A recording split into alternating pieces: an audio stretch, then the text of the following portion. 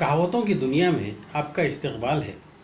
एक कहावत है, burning the candle at both ends, यानी मोमबत्ती को दोनों तरफ से जलाना।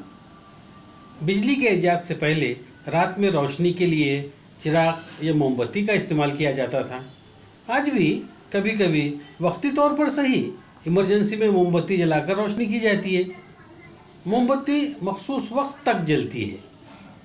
उसका मोम धीरे धीरे पिघल कर मोमबत्ती को ख़त्म कर देता है। मोम ख़त्म हो जाए तो मोमबत्ती भी ख़त्म हो जाती है।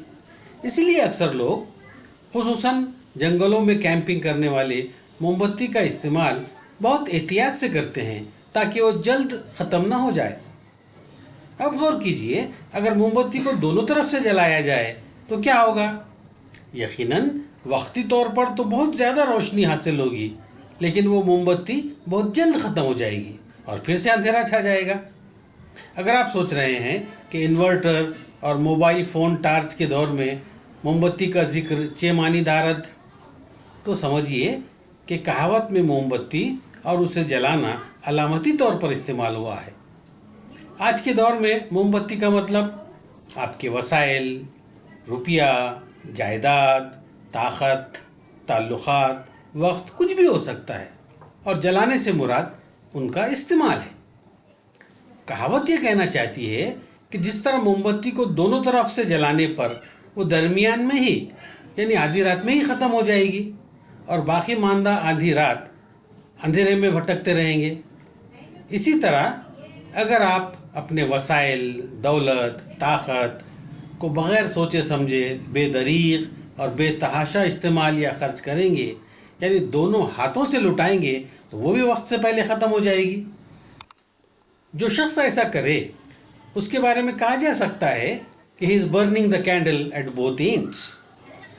इस कहावत का एक मतलब अपने आराम और सेहत को नज़रअंदाज करके काफ़ी मशक्क़त करना, रात देर गए तक काम करना और सुबह जल्दी उठकर फिर से काम शुरू कर देना, अपने आप को एग्जॉस्ट करना भी लिया जाता है। लेकिन यहाँ भी दर पर्दा यही मतलब निकलता है कि अगर आप अपने आप को, अपनी एनर्जी को बेदरीग और ज़रूरत से ज़्यादा इस्तेमाल करेंगे तो काम तो बढ़ेगा, लेकिन आपकी उम्र, ज़िंदगी भी कम हो जाएगी। हाल ही में पूना में मल्टीनेशनल कंपनी में काम करने वाली एक लड़की पर काम का इतना बोझ डाला गया कि मुसलसिल काम करते रहने से ऑफिस में ही उसका हार्ट फेल हो गया। और भी कई ऐसी मिसालें हैं। यानी corporate companies are forcing our young professionals to burn the candle at both ends. इस ज़माने में मशहूर अखबार इनकलाब में प्रोफेसर परवेज़ हफीज़ ने अपने एक मजमून में इस कहावत का बहुत अच्छा इस्तेमाल किया है।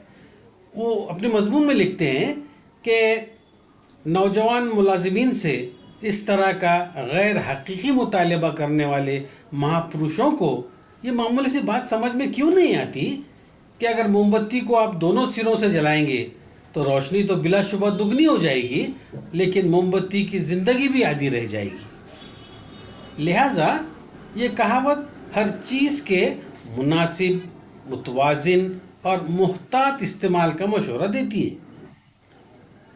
जब मोमबत्ती को एक तरफ से जलाकर काम चल सकता है तो इसे दोनों तरफ से जलाना हिमाकत है, बदसलीक़गी है, फजूल खर्ची है। इसी तरह जहाँ कम खर्च से काम चल सकता है वहाँ ज़्यादा खर्च करना फजूल खर्ची है, burning the candle at both ends है। और ये बात हमेशा नुकसानदा साबित होती है। इसे एक मिसाल से समझते हैं। किसी शख्स की तनख्वाह या माहाना आमदनी, मंथली इनकम, उसकी मोमबत्ती है। अगर वो मुनासिब तरीक़े से और मंसूबा बंदी से उसे इस्तेमाल करेगा तो सारा महीना उसका गुजारा कर देगी।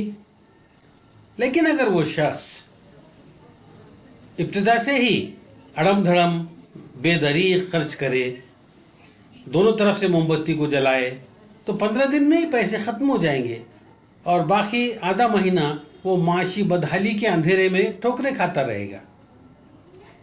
बरसग़ीर की मिडिल क्लास में खुसूसन ये रवैया बहुत पाया जाता है। उनकी शादियां तो इसकी बेहतरीन मिसाल है। झूठे भरम और दिखावे की हवस में बेदरीग اور اپنی حیثیت سے کئی گنا زیادہ خرچ کیا جاتا ہے. موم بتی کو دونوں بلکہ ہر طرف سے جلایا جاتا ہے. یعنی شادی کے وقت لوگ burn the candle at both ends. جہاں ہزاروں میں کام ہو سکتا ہے وہاں لاکھوں خرچ کیا جاتا ہے. نتیجتاً وقتی دھوم دھڑاکا تو بہت ہوتا ہے، لیکن اخی زندگی معاشی بدحالی سے جوجھتے گزرتی ہے.